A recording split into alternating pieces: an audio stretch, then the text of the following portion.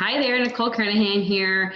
So there's four things that separate the best from the rest. And I'm sure there's many more things. There's a lot of different things, but it really all boils down to these four. So I interviewed Tony Child recently. Some of you may have seen that part of that interview or all of that interview, expert positive psychologist.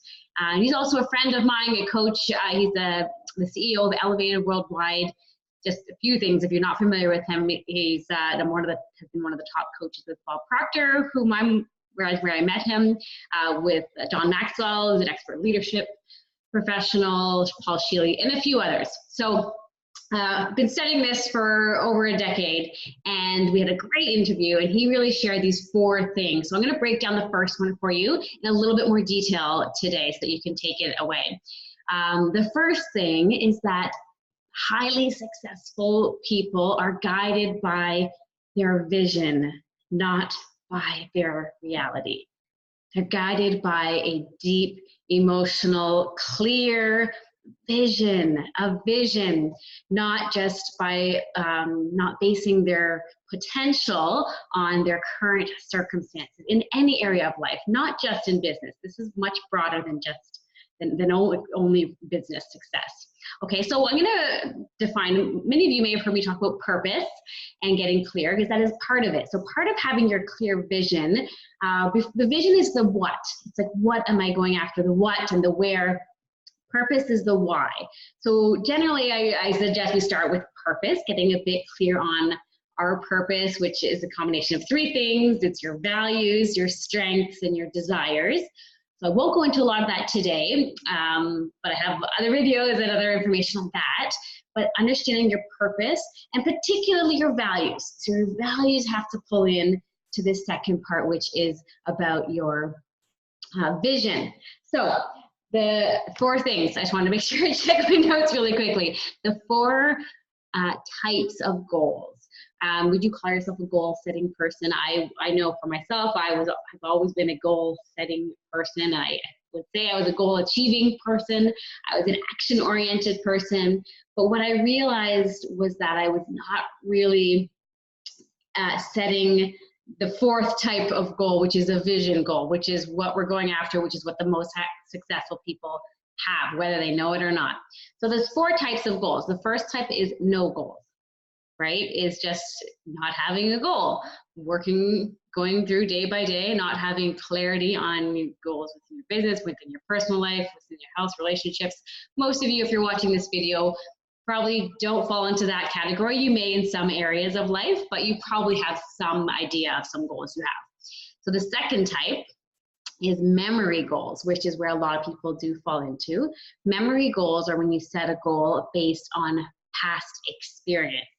So I purchased a car and I want to purchase a new car.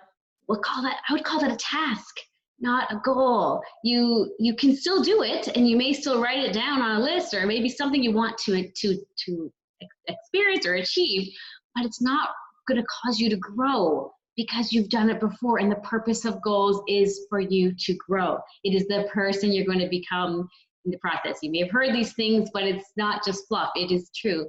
The purpose of the goal is to help you grow. So if you create memory goals based on past experience, based on things you've done before and you want to do it again, or a slight variation, you're not really going to grow. Again, you can do those things, but we're not going to call those your goals. Those are not the big goals, the big vision.